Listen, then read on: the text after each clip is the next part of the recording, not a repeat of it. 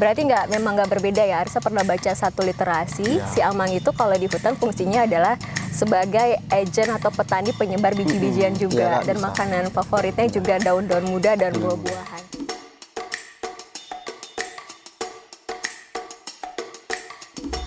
Wow, kita bertemu lagi di Hari Gibonde Sedunia nih. Di tahun ini, untuk memperingati Hari Gibonde Sedunia, The Wildlife Whisperer Sumatera ingin sekali belajar tentang salah satu owa Indonesia yang kehidupannya hanya ada di Pulau Sumatera, yaitu si amang. Lebih lanjut belajar tentang si amang, The Wildlife Whisperer Sumatera berkunjung ke salah satu kebun binatang di Sumatera Utara, yaitu Our Zoo and Park, di mana kita belajar tentang si amang langsung dengan zookeeper dan juga dokter hewannya. Edukasi apa saja yang kita dapatkan selama berada di Our Zoo and Park ini? Yuk kita lihat. Apa aja sih Bang Dimas yang dilakukan oleh seorang zookeeper di kebun binatang, khususnya mungkin untuk si amang? Khususnya Kesehariannya kita membersihkan kandang dan memberi makan juga. Makanannya apa Bang kalau si amang ini? Si amang ini makanannya buah-buahan juga Kak, sama sayur-sayuran. Si amang juga lebih suka dia pucuk-pucuk daun Kak. Oh, pucuk-pucuk daun muda ya? Daun-daun muda gitu. Berarti memang nggak berbeda ya. Arsa pernah baca satu literasi, si amang itu kalau di hutan fungsinya adalah sebagai agen atau petani penyebar biji-bijian juga. Iya, Dan bisa. makanan favoritnya juga daun-daun muda dan buah-buahan. Kalau si amang di sini, Bang Dimas paling favoritnya itu makanannya apa? Mungkin buah apa? Favoritnya lebih suka pisang barangan Kak. Pisang barangan? Ya, pisang Oke. barangan. Karena pisang barangan dia agak lebih manis, lebih enak gitu Kak. Oke. Kalau untuk kandangnya sendiri gimana Bang Dimas kebersihannya? Berapa kali dibersihkan? Kita bersihin kandangnya pagi aja Kak. Pagi jam 7 kita membersihkan sampai jam setengah 10. Oke. Baru pagi jam 10-nya 10. kita memberi makan. Baru kita kasih lagi sore nanti sekitar jam 4. Jam 4. Kalau udah menjelang dari sore ke malam, itu gimana maintenance si amangnya untuk ada di dalam kandang? Dia apa Kak? Agak cuman ya Dia masuk sendiri? Masuk sendiri? Ya kita buka holdingnya Kak. Kita buka holdingnya, dia masuk sendiri. Kalau malam dia tidur di atas, ada dia tempat tidur Oh sendiri. gitu. Berarti kalau udah dari sore dia balik lagi ke holdingnya, dia balik sendiri berarti? Balik sendiri. Atau dibantu zookeeper Balik juga? sendiri. Oh, balik sendiri. Oh, menarik Sendiri. sekali di sini. Jadi di sini campaigner si amang ini untuk tidur malamnya itu tidak dibantu oleh zookeeper ya, tapi holdingnya dibuka. Iya, holdingnya dibuka. Holdingnya dibuka. Ini namanya apa Bang berarti? Ini pulaunya Kak. Pulaunya, Iya. berarti mereka dari pulau langsung masuk ke pintu holding dan di dalam kandang terus berarti. Iya. Artinya ketika sudah malam dia nggak bakal berada di Nggak. holding lagi. Iya, nggak bakal berada di pulau lagi. Dia tetap Oke. ke holding. Oke, cukup menarik tantangan untuk menjadi seorang zookeeper dan keseruan menjadi seorang zookeeper juga. Dan bagaimana kalau kita bertanya experience dengan dokter hewannya, tantangannya dan kesenangannya apa ketika merawat si amang di kebun binatang? Kita akan wawancara dokter hewannya langsung. Oke campaigner, sekarang Arisa lagi bareng dokter Daniel. Dokter Daniel ini adalah dokter yang menghandle kesehatan satwa-satwa liar yang ada di Our Zoo and Park ini. Gimana tantangan menjadi dokter hewan dan apa sih kesenangan menjadi dokter hewan yang bisa berinteraksi langsung dengan satwa liar di kebun binatang? Kita tanya dokter Daniel. Nah dokter Daniel, karena kita memperingati Hari Gibonde Internasional, apa sih tantangannya menjaga si amang ini kalau dari perspektif dokter hewan di kebun binatang, dokter Daniel? Tantangannya kalau kita di RJ ini ya lebih ke perkembangannya sih sebenarnya. Iya, perkembangannya. Bagaimana dia dari merawatnya sampai dia menghasilkan keturunan. Oh, nah, breeding. gitu, breeding. Oke. Itu tantangan bagi saya sih sendiri. Oke.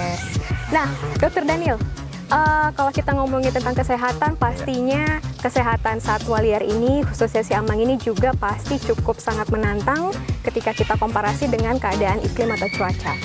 Dan Indonesia, sebenarnya nggak Indonesia aja sih, dunia sedang mengalami yang namanya perubahan iklim, Ya, betul. iklim yang tidak menentu. Apakah itu juga berpengaruh dengan kondisi kesehatan si amang? dan satwa liar lainnya juga, tapi khususnya si amang karena kita Kalau tahu pengeringan iklim Kibonde. dan cuaca itu sangat berpengaruh pada kondisi kesehatan satwa-satwa di RJN Park. Karena kenapa? Karena siamang satwa-satwa liar ini dia ada butuh yang berjemur.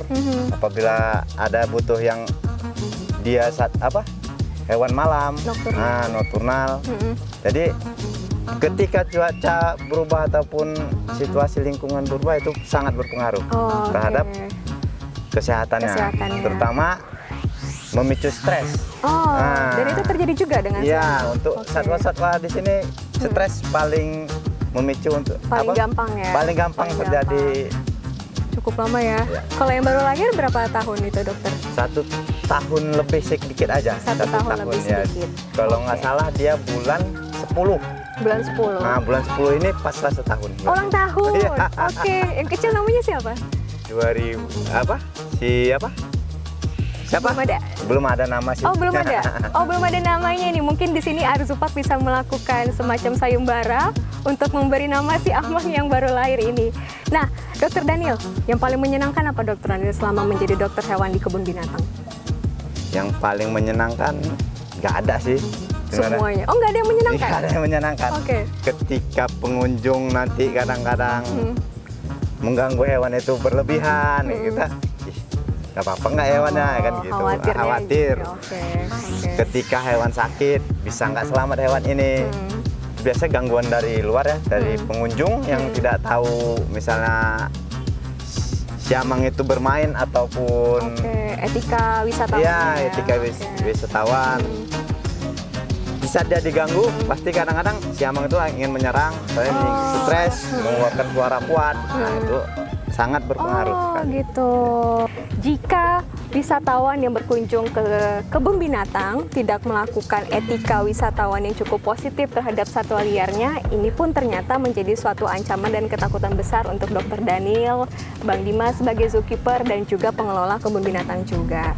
Oke, Bang Daniel, ini adalah suatu informasi dan juga edukasi yang cukup sangat menarik, cukup sangat edukatif untuk kita yang tertarik belajar tentang satwa liar di kebun binatang. Terakhir, Bang Daniel, dari Arisa pertanyaannya, apa pesan Bang Daniel untuk generasi muda khususnya agar dapat turut berperan menyelamatkan si amang agar tidak punah? Karena seperti kita ketahui, si amang ini adalah satwa endemik dari Sumatera dengan populasi yang terancam punah.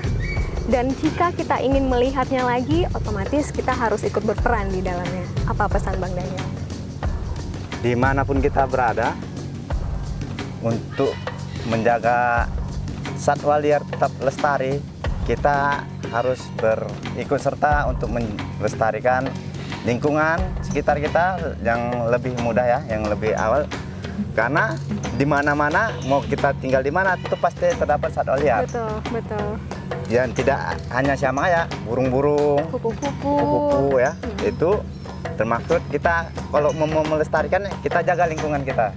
Itu tadi pesan dari Dokter Daniel, artinya ketika kita ingin mengambil langkah atau aksi untuk menyelamatkan satwa liar yang bukan hanya si amang, karena satwa liar itu tidak hanya yang ada di hutan atau yang tidak hanya terlihat seperti di sini ada si amang, tapi juga ada satwa liar lain seperti kupu-kupu, ada serangga yang mereka juga membutuhkan agar tetap lestari ya Bang Daniel. Dan itu semuanya dimulai dari tindakan kita, aksi kecil kita untuk menyelamatkan populasi satwa liar kita.